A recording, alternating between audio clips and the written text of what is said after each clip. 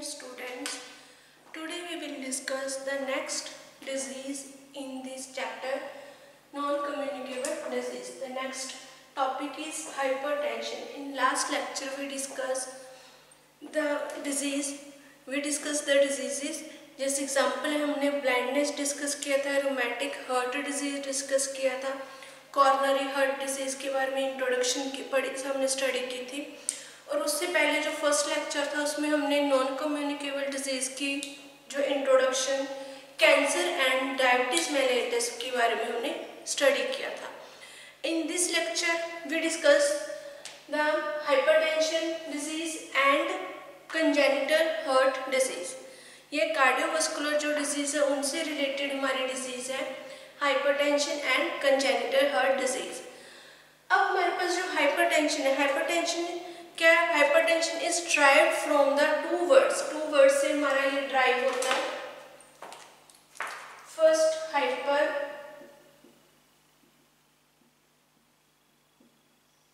Means excessive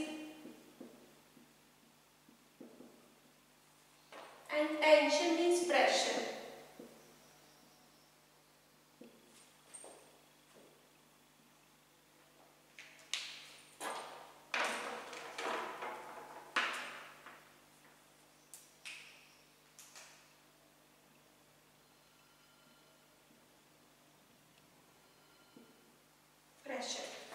hyper दो word से मिलकर ड्राइव हुआ है। Hyper means excessive and tension means pressure, कि हमारा जो ज़्यादा जब प्रेशर जो वॉल्स के ऊपर लगता है, ज़्यादा प्रेशर जो हमारी ब्लड पे जो ब्लड प्रेशर ज़्यादा फोर्स से अप्लाई होता है वो हमारा क्या है? हाइपरटेंशन। मीन्स इसका हाइपरटेंशन का मीन क्या है?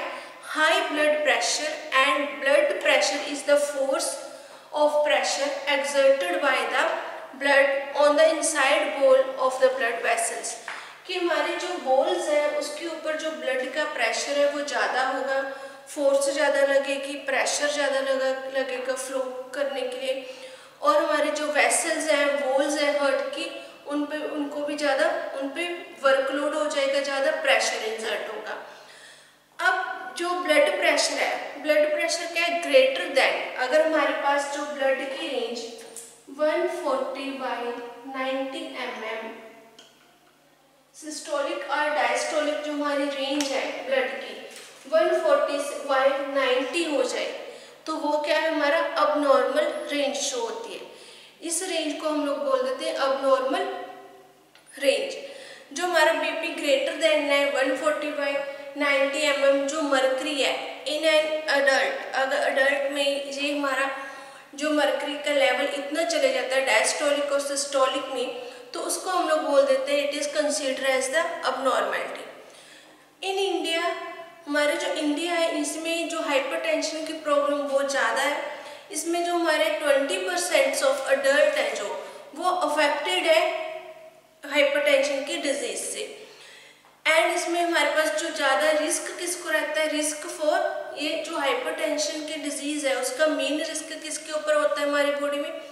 ये हमारा रिस्क है कार्डियोवास्कुलर डिजीज, कि हमारे जो हार्ट से रिलेटेड डिजीज है उनमें ये प्रॉब्लम मेन रहती है और रिस्क रहता है हमारे हार्ट को। हमारे कार्डिया का जो है वो उसको रिस्क रहेगा क्योंकि उस पर ज़्यादा प्रेशर अप्लाई होगा, ज़्यादा लोड बढ़ जाता है, उससे हार्ट अटैक होने के चांसेस हो जाते हैं। It is also called silent killer. Silent killer भी बोल देते हैं हम लोग हाइपरटेंशन को।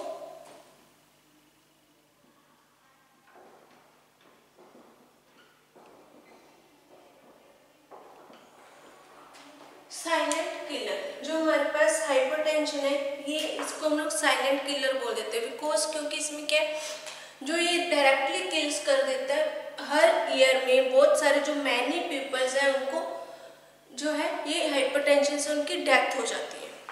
अब अगर जो पर्सन है जिनसे 40 इयर्स के ऊपर एज है उनको रूटीन में जो है बीपी की चेकअप करवाना चाहिए, रेगुलरली बीपी जो है वो चेक करवाना चाहिए, जिससे उनको पता चल सके कि उनकी जो डायस्टोलिक और सिस्टोलिक की रेंज है वो कितनी है, कि हमारा जो बीपी है वो नॉर्मल रेंज में कितना है।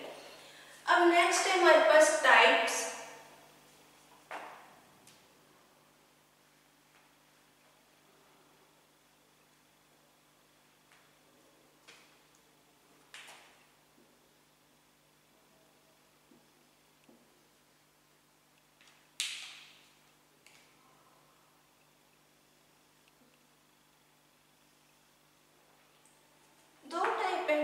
पास फर्स्ट वन है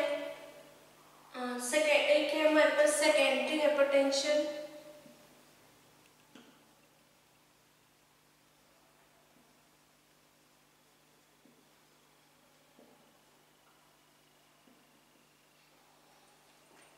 दो टाइप है हमारे पास, एक सेकेंडरी हाइपरटेंशन और फर्स्ट है हमारी एसेंशियल हाइपरटेंशन।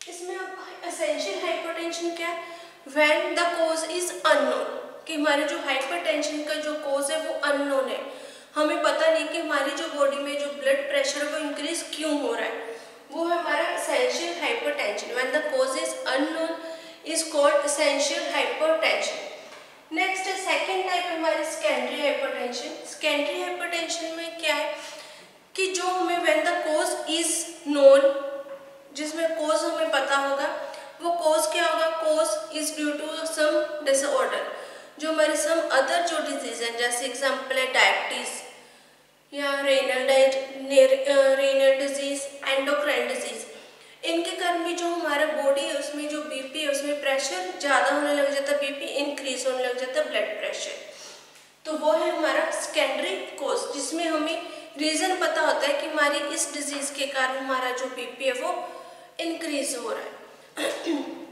नेक्स्ट है हमारे पास रिस्क फैक्टर।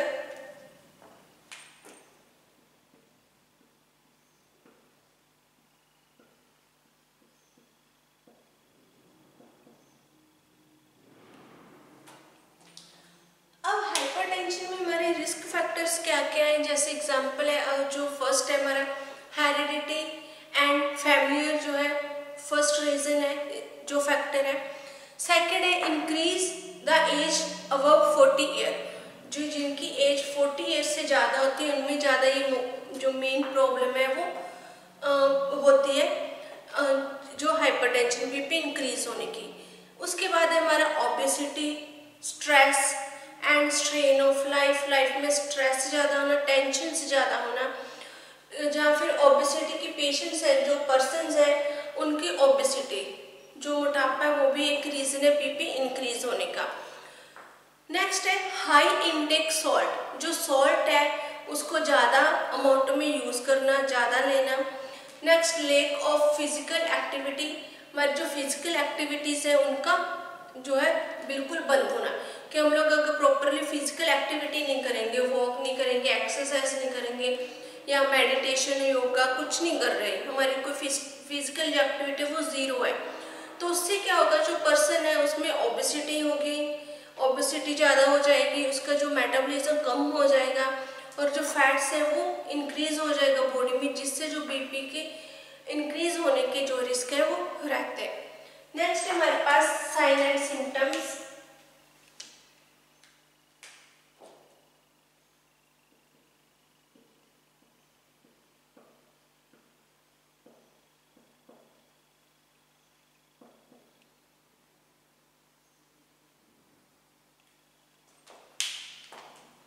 नेक्स्ट है हमारा sign and symptoms. Sign and symptoms हमें कैसे पता चलेगा, फर्स्ट है फ्रीक्वेंट हेडेक,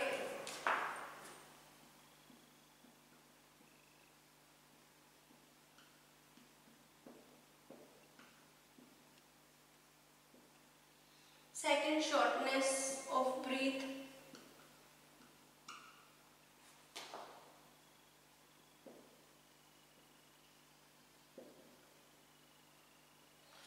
फर्स्ट है जो हेडेक है वो होता रहेगा, हेडेक होगा। सेकंड है जो शॉर्टनेस है, ब्रीथ में शॉर्टनेस हो जाएगी, जो ब्रीथ हमें वो प्रॉपरली हम लोग कम जो है सांस नहीं ले पाएंगे, उसमें हमें डिफिकल्टी होगी। उसके बाद है वीकनेस,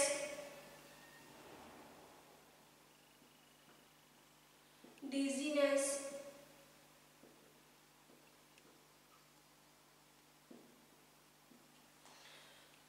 पेशेंट है, पेशेंट को वीकनेस फील होने लग जाएगी, डिजीनेस होगा, उसको जो है चक्कर या चक्कर आने लग जाएंगे। उसके बाद है pain in the chest and left shoulders, ये इंपॉर्टेंट पॉइंट है हमारा।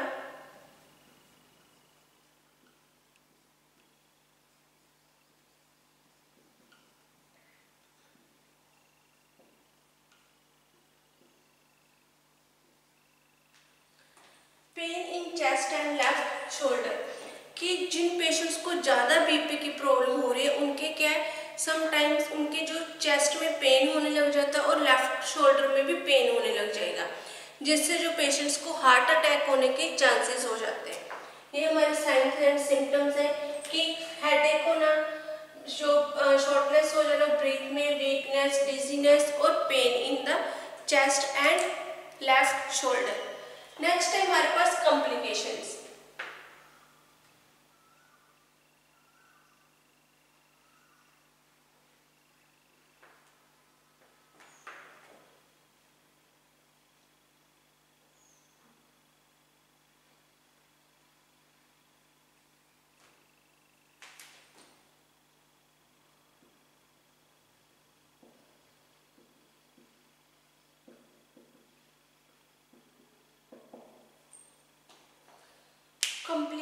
कॉम्प्लिकेशंस में हमारे पास है वो क्या क्या कॉम्प्लिकेशंस आएंगे। एक फर्स्ट है कि जो वर्कलोड है हार्ट का वो ज़्यादा इंक्रीज हो जाता है। अगर बीपी इंक्रीज होगा तो उससे क्या होगा, वॉल आर्टरीज पे प्रेशर पड़ेगा, तो हमारा जो हार्ट है उसका जो वर्कलोड है वो इंक्रीज हो जाएगा। वीक जो हमारी वॉल्स हैं, वॉल्स ऑफ ब्लड की जो वॉल्स हैं वो वीक हो जाएंगी।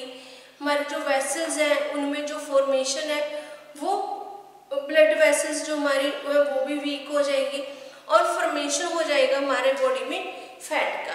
ये हमारे कॉम्प्लिकेशंस हैं कि अगर हाइपरटेंशन होगा, हाइपरटेंशन होने के कारण बीपी बार बार इंक्रीज होगा, उसके कारण जो हमारा हार्ट है, हार्ट का वर्कलोड इंक्रीज हो जाएगा, उसमें जो हमारे जो ब्लड वेसल्स हैं, वॉल्स हैं वो भी वीक हो जाएंगी और फैट की फॉर्मेशन होने लग जाएगी।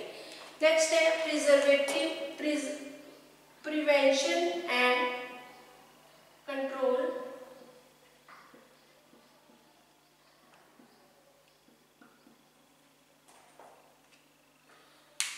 प्रिवेंशन एंड कंट्रोल, प्रिवेंशन के लिए एक तो हमें फर्स्ट जो सॉल्ट है उसको कम करना है, डिक्रीज अमाउंट में हमने यूज़ करना है।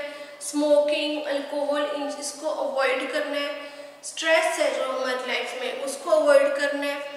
उसके बाद जो फैटी एसिड्स है, सॉरी फैट्स हम लोग लेते हैं, जो फास्ट फूड खाते हैं या ऑयली हम लोग ज़्यादा खाते हैं, स्पाइसी फूड, उसको हमने कम यूज़ करना है। प्रॉपरली जो है फिजिकल एक्टिविटीज़ है, प्रॉपरली रूटीन में एक्सरसाइज करनी है, जो ओबेसिटी है उसको कम करना है, हमारा जो बॉडी है उसके वेट को मेंटेन करना है। एंड इसके बाद है हम लोग जो इसका कंट्रोल करने के लिए एंटी हाइपरटेंसिव जो ड्रग्स है वो भी यूज़ कर सकते हैं। जैसे हमारे पास है एटेनोल, हम लोग जो एटेनोल है वो भी हम लोग ड्रग यूज़ कर सकते हैं एज अ एंटी हाइपरटेंसिव। हमारे ड्रग्स है बीपी को, हाइपरटेंशन को नॉर्मल रेंज में लेके आने के लिए। बाकी जो हमारे जो डॉक्टर्स हैं हम लोग मेडिसिन है जो वो प्रिस्क्राइब करवाएंगे, डॉक्टर की एडवाइस से ही हम लोग मेडिसिन स्टार्ट करेंगे, जो भी हमारे बीपी के लिए डॉक्टर रिकमेंड करेंगे मेडिसिन। ये तो हमारा हाइपरटेंशन। नेक्स्ट हमारा जो टॉपिक है वो है कंजेनिटल हार्ट डिजीज।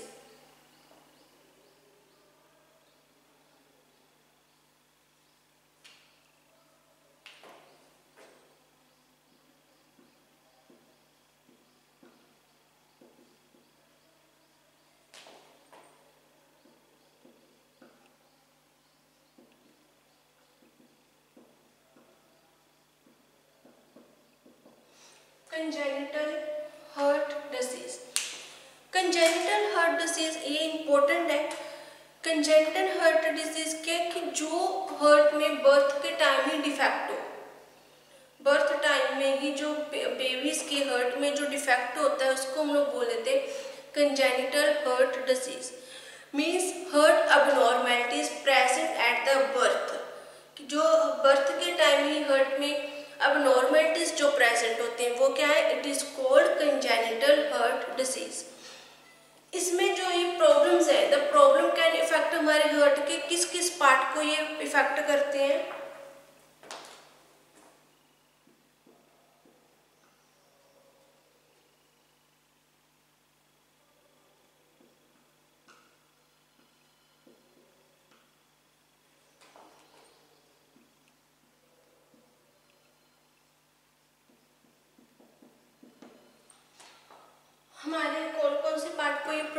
इफेक्ट करेगा जो कंजेनिटल हार्ट डिजीज है, फर्स्ट है हार्ट वॉल्स, ब्लड वेसल्स, इनको ये मेनली इफेक्ट करता है। हार्ट वॉल्स,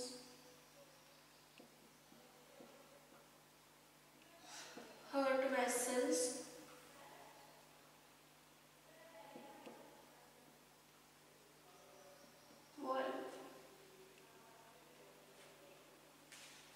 ये हमारे तीन जो है फैक्टर्स है, तीन हमारे पास पार्ट्स हैं जिस पर ये मेनली जो प्रॉब्लम है वो इफेक्ट करती है, जिनमें मेनली ये प्रॉब्लम होगी। इसमें है हमारे पास यहाँ ब्लड वेसल्स है।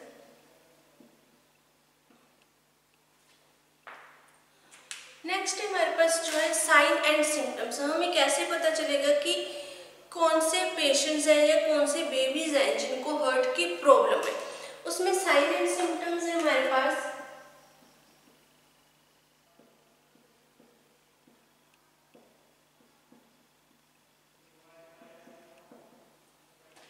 साइन एंड सिम्टम में फर्स्ट है bluish lips, skin and fingers. अगर जो बेबीज है जिनको प्रॉपरली ऑक्सीजन प्रोवाइड नहीं हो रही, उनके हार्ट में प्रॉब्लम है, हार्ट प्रॉपरली वर्क नहीं कर पा रहा, तो उसके उनके जो लिप्स है, स्किन है, फिंगर्स है, उसका कलर ब्लूइश हो जाएगा, जिससे हमें इंडिकेशन मिल सकती है। सेकंड है ब्रीथलेसनेस, प्रॉपरली जो बेबीज है उनको ब्रीथ नहीं आएगी, जब पेशेंट्स हैं उनको ब्रीथ नहीं आएगी, ब्रीथलेसनेस होगी। नेक्स्ट है फीडिंग करने में बेबीज को डिफिकल्टी आएगी, वो प्रॉपर फीड नहीं कर पाएंगे। एंड उनका जो बर्थ वेट है, बर्थ के टाइम जो वेट है वो भी बहुत कम होगा। ये हमारे पास साइन एंड सिम्टम्स है। नेक्स्ट है हमारा ट्रीटमेंट।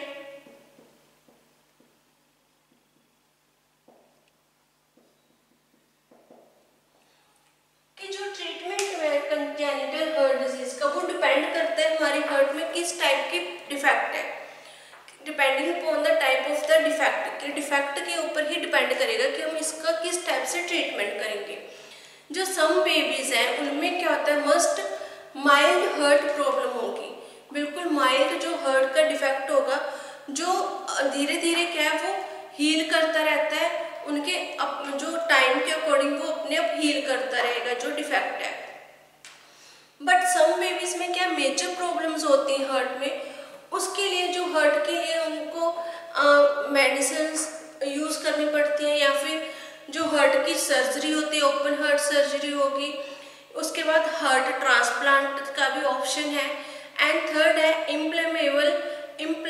इम्प्लांटेबल जो है हार्ट डिवाइस, उसमें हम लोग पेसमेकर्स डालकर जो हमारी हार्ट की रूटीन है, हार्ट का जो है वर्क है, उसको मेंटेन कर सकते हैं। ये था हमारा ट्रीटमेंट कंजेनिटल हार्ट डिजीज का। ये हमारा जो टॉपिक था नॉन कम्युनिकेबल डिजीज, हमारा जो चैप्टर था वो फिनिश हो गया। अब इसमें हमने जो स्टडी किया था, हमारी जो डिजीज है, एक तो cancer, diabetes mellitus, blindness, cardiovascular disease, उसमें हमने डिस्कस किए थे हमारा हाइपरटेंशन, कार्डियोवास्कुलर जो डिजीजेज हैं उसमें हाइपरटेंशन था हमारा, pneumatic heart disease, congenital heart disease हम लोगों ने डिस्कस किया था। ये चैप्टर हमारा फिनिश हो गया। Thank you.